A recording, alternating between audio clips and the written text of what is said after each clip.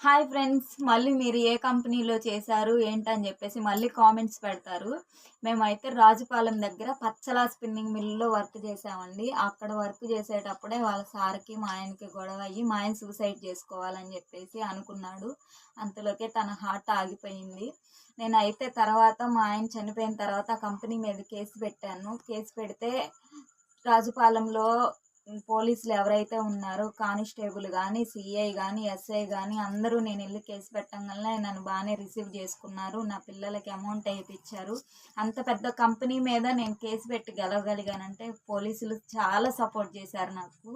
ఒక చెల్లిలాగా నా పక్కన నించొని వాళ్ళ సొంత చెల్లెలాగా, వాళ్ళ ఇంట్లో చెల్లిలాగా నన్ను ట్రీట్ చేసి దగ్గరుండి నాకు అంత పెద్ద కంపెనీ మీద గెలిసేలాగా మా ఆయన అక్కడి నుంచి ఏం జరిగింది, ఏంటి అని జెప్పేసి బయట వాళ్ళకి తెలిసేలాగా చేశారు వాళ్ళు. చాలా థ్యాంక్ యూ.